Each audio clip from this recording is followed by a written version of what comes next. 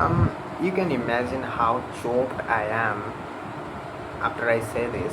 This is the fourth or fifth retake of today's recording, and it's actually the time is about to be 8 p.m. at night, and I record today's video at this time. I usually record at midday, but I didn't able to do that, maybe because of environment, or I forgot, or I just not disciplined enough as I do in the past.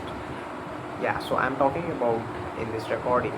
I'm supposed to talking about my academic comeback, my self development, some new learnings about science or some interesting topics, but I'm preparing myself to talk about my crush and whatever around or revolving around my crush.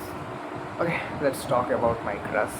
So today's date is 5 June 2026, the World Environment Day. I'm just saying. Okay, let's back to my crush. My crush is my cousin. I have her number, I have her Instagram, I have her photo in my gallery, but I don't have her. I said she's my cousin, that doesn't mean we talk. We didn't talk at all. We follow each other on Instagram. She likes sometimes my stories, like one reel of mine on Instagram, and she completely ignored everything besides that. Like, I posted three things after we follow each other on Instagram, and she ignored the fucking thing.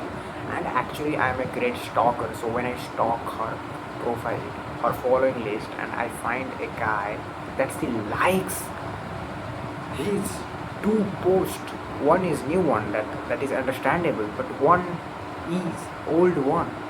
You are a girl avoiding everyone, and you randomly liking a guy's old post.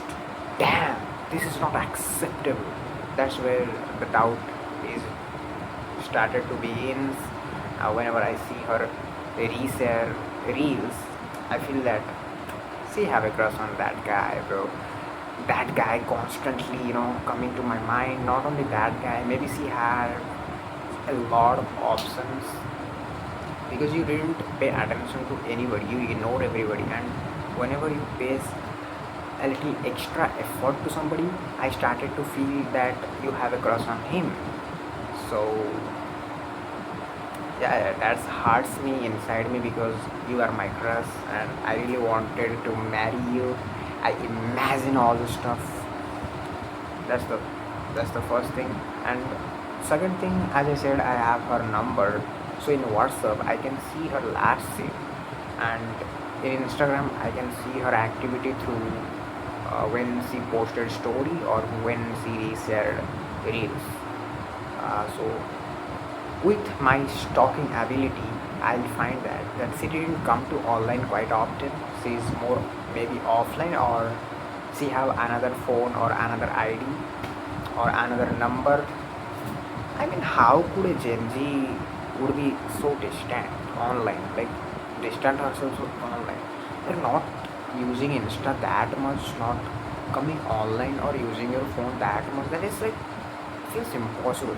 If you are a topper, or I don't know, you don't have a mobile, or you just a very village girl. But I think she's a modern girl, but like, you're a modern girl and still like that. I don't know. It's a mystery for me, no matter how big stalker I am. This is a mystery. The second thing, the third thing, if I have a crush on her, then what should I do? What action I should have to take? Messaging her?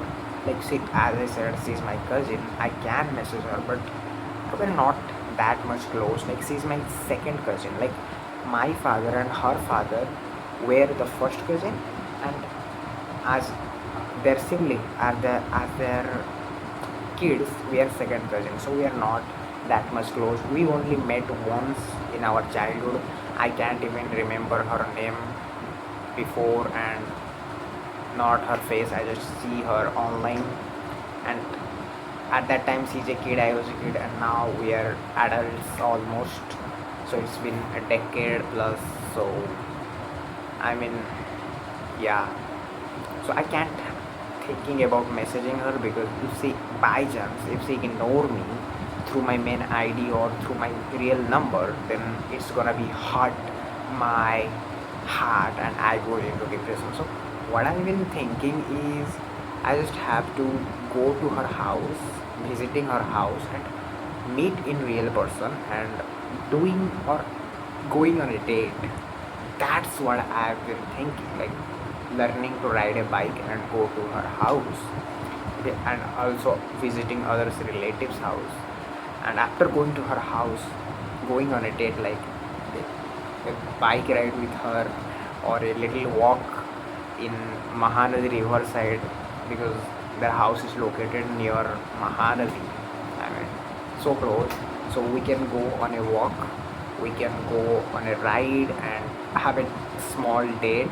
And in that date, I can talk to her and be close to her.